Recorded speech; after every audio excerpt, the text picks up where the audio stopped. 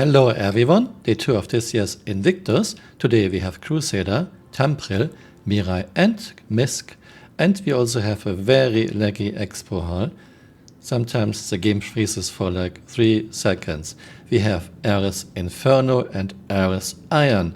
Those heavy fighters were very nice when introduced, and as soon as initial sales stopped, CRG nerfed both to the ground. In 3.22, Ares Iron was in okay spot, but in 3.23, CRG nerfed Ares Iron to the ground again. A very bad ship. Same with Ares Inferno. Not a good ship to have at the moment. And look at this, we have a big asymmetrical Gatling gun. What would happen in real life if you would fire the gun? You would introduce a lot of yaw, but this is CRG. This is Star Citizen, this is a matcha game. It doesn't matter in this game. We have Hercules, A2, M2 and C2. I like Hercules a lot. CRG changed her agility. They were way too agile. Now they are more in line with other ships. One big problem is there are lots of turrets on those ships, especially on A2, but none of the turrets is protecting against attacks from the top or from 12 o'clock high. Otherwise, I like those ships a lot. Reliant Turner, I usually refuse to talk about Reliance because this design is just terrible even for CRG's very low standards. Just silly. You have this huge wing that doesn't offer you anything, but depending on orientation would make rolling very hard because a lot of mass is far away from the center axis. And we have guns, look at this, gun number 1. Gun number 2 very far spread out, and we have guns on the wingtips. Why is this bad? Because of convergence. In Star Citizen, the fire control system takes care of convergence, but it does a really bad job. It only works on things you can lock onto. Good luck hitting players on the ground, and it only works at a certain distance. If a target is too close, your guns cannot converge on the target. Reliance are an absolutely terrible design. Mirai Racer, I know nothing about racing, so I don't know if this is a good or a bad racing ship, but she looks cool. And of course we have Pulse. I like Pulse a lot because she is so small, she can fit in most ships. Even getting her inside a Vanguard is not a problem. Yeah, and this expo is very laggy with a lot of micro stuttering. Starfarer Gemini, where do I start? If you want to have fun, spawn a Starfarer and ask a new player, go and find the crew quarters, come back 20 minutes later and help him out. Someone wanted to make a first-person shooter map and not a functional ship design.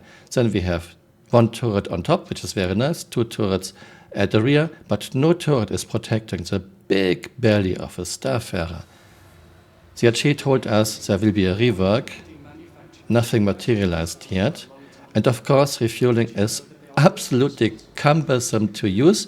We can only refuel 1 ship at a time. Both ships have to be stationary. CRG just reused the docking interface. We have a terrible UI. Important information, like for example, what kind of fuel and how much, is in a very small font at the bottom of the screen. Yeah, we have those micro stutter lags. It's not my PC, everyone has this here. Miss Freelancer, the Miss Missile boat. In the past she was very good, she was actually a very good heavy fighter with missiles. Then CRG nerfed her agility to the ground. Nowadays, not a good ship. We have Spirit, C1 and A1. If you want to have a bomber, A1 is actually quite nice.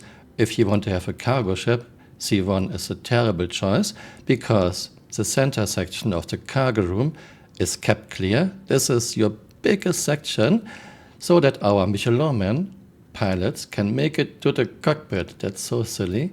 You have those moving sliding seats in the cockpit. If those seats would be stationary, there would be room for a secondary entrance into the cockpit. Yeah, this whole center section, which is the tallest section, is kept clear.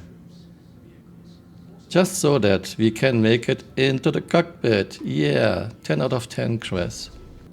Look here, if you wouldn't have those silly, absolutely unnecessarily sliding, moving, rotating seats, there could be easily a door second entrance, a ladder to the cockpit, and you wouldn't have to leave the center section of your cargo area clear. Mercury Star Runner, very interesting ship. A lot of people liked her when she was introduced, but now it turns out she doesn't have a role yet, which is info running. And she has the silly double level, the hidden level, that doesn't add anything to the ship, besides adding mass and wasting space. CRT doesn't even use this hidden level to, for example, store components.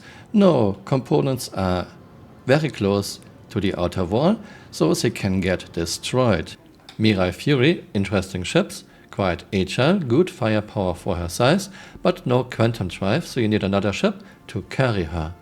And we have the Cyclones. I actually like the Cyclones, but look at those wheels. You have a cogwheel inside the rim.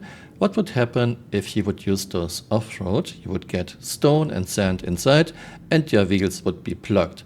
Chris, we know how to make wheels. There's no reason to reinvent the wheel and make it 100 times worse than what we have right now. Look at this. Cyclone MT with 4 size 2 missiles. There's supposed to be a guy standing in a turret manning the size 1 gun. What would happen if you would fire the missiles? You would get a very nice taint from the rocket exhaust. CRT doesn't even give him a blast shield. How about some common sense, Chris? A little bit? A tiny little bit? Nova tank. This thing looks like something a 4-year-old would have drawn. I said 4-year-old, not even 8-year-old. Where do I start?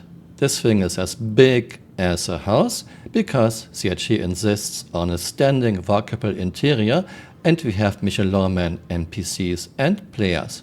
Then you have very limited gun depression, only -5 degrees, because some genius put a gun sight under the barrel, and we have another leg spike. Look here, under the barrel, gun sight, only -5 degrees of gun depression. Same for the top turret. This top turret cannot hit nearby infantry. And then of course we have driving physics in year 12 that are worse than in the very first Mario Kart arcade game. There's no mass simulation, no inertia. Vehicles are just pivoting around the central Z-axis.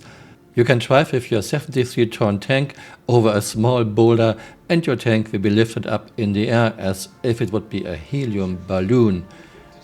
Oh, did I mention Nova tank is way bigger than the World War II super heavy mouse tank, which was a terrible design. There's nothing good to say about the Nova tank. Storm and Storm AA. Okay, I said Nova tank looks like a 4-year-old would have drawn it. Storm looks like a 2-year-old would have drawn it. This is a light tank. It's 7.5 meters wide, even wider than Nova tank, and it's bigger than the World War II super heavy mouse tank. Unlike Nova tank, Storm tank doesn't even have the excuse of having an interior because it doesn't have an interior. And look at those double tracks that don't offer you anything. Here they are even missing. Whoever is making vehicles for Star Citizen, you are doing a much worse job than the guys who are designing spaceships, which are doing not a great job, to be honest. Holograms, Ranger motorbike, again, wheels that don't make any sense, and seeing what kind of driving physics we have in year 12, read abysmal terrible. I'm not looking forward to the Ranger bike. For motorbikes, we need some halfway decent driving physics. We have none in year 12. This was day 2 of this year's Invictus. I hope you found this interesting, and see you next time. Bye. Auf Wiedersehen.